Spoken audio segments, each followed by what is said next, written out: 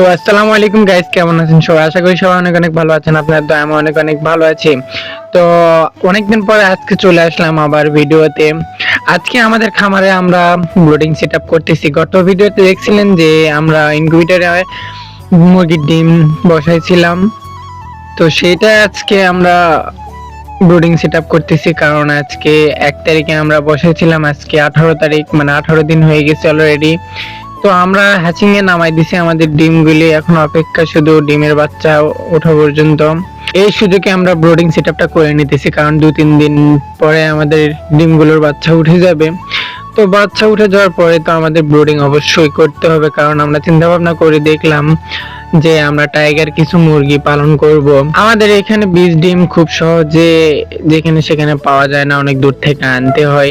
এই জন্য চিন্তা ভাবনা করে দেখলাম যে আমরা টাইগার মুরগির বাচ্চা কিছু পালন করব বীজ ডিম সংগ্রহ করার জন্য। তো আমাদের ব্রোডিং সেটআপের কাজটা কিন্তু শুরু হয়ে গেছে।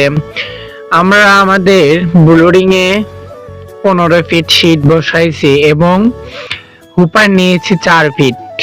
4 ফিট হবে না, সম্ভবত 3.5 ফিট হবে এরকম। তো প্রত্যেকটাতে আমরা হোল্ডার লাগিয়ে নিলাম, তারপরে প্রত্যেকটাতে একটা করে সুইচ লাগিয়ে নিচ্ছিলাম, কারণ তাপমাত্রা যখন কম বেশি হবে তখন আমরা একটা একটা করে সুইচ কমানো বাড়ানো করব, যাতে তাপমাত্রা ঠিক থাকে। আর ব্রুডিং অবস্থায় তাপমাত্রা 100% ঠিক থাকতে হবে, কারণ আমার মনে হয় যতটা ইনকিউবেটরে বাচ্চা ফুটানোর থেকে ব্রুডিং এ অনেক কষ্টকর হয়। তো আমরা ঝটপট করে সেগুলাকে লাগাই নিলাম এবং আমার সুইচগুলা ভালোভাবে চেক করে দেখছিলাম যে ঠিকঠাক আছে কিনা। তো ভালোই আছে সবকিছু। মধ্যে আর একটা দিব হোল্ডার এবং লাগানো কমপ্লিট। লাগাই নেওয়ার পরে আমি দেখতেছি যে 5টা দিয়ে কি হবে, না আরো ফুটা করতে হবে। তো আর ফুটা করতে হবে না, কারণ 5টায় তাপ সহ্য করতে পারবে না। আমরা আমাদের এই হুপারে 200 ওয়াটের বাল্ব ইউজ করব 2টা এবং 100 ওয়াটের 3টা করব। যখন তাপমাত্রা একটু কমানো বাড়ানো করব তখন একটু 200 ওয়াটেরও রাখবো এবং 100 ওয়াটেরও রাখবো। সেটা আপনারা পরবর্তী ভিডিওতে অবশ্যই দেখতে পারবেন আমি কিভাবে ব্লোডিং করতেছি। ততক্ষণ আমাদের পেজের সাথে থাকবেন। এখন আমরা এই তারটা মেন লাইনে নিয়ে যাব, কারণ আমাদের এগুলোতে সবকিছু ভালো ভালো তার লাগানো হয়েছে, কমা তারও লাগালে একটু সমস্যা হবে দেখে আমরা মেন লাইনে যাচ্ছি একবারে।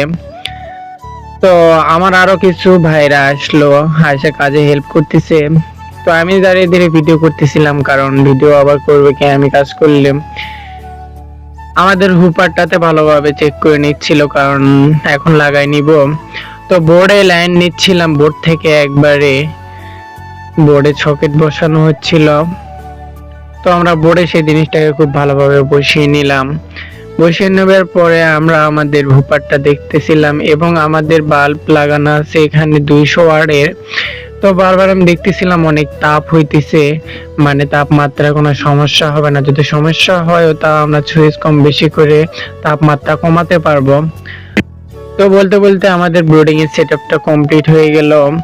আমাদের ব্রোডিং এর সেটআপটা অনেক সুন্দর লাগছিল, কারণ 5টা বাল্ব ইউজ করা হয়েছে, 2টা 200 ওয়াটের আর 3টা 100 ওয়াটের, আর 5 বাল্বে 5টা সুইচ বসিয়ে নিছি।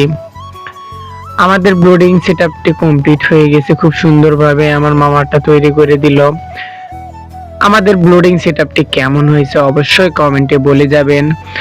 আর পরবর্তী ভিডিও পেতে চাইলে অবশ্যই আমাদের পেজটি ফলো করে পাশে থাকবেন।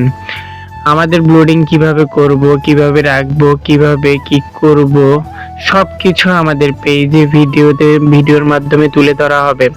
তো আজকের ভিডিও এত পর্যন্ত। ভিডিওটি ভালো লাগলে অবশ্যই লাইক কমেন্ট শেয়ার করে আমাদের পেজটি ফলো করে দিবেন। ধন্যবাদ।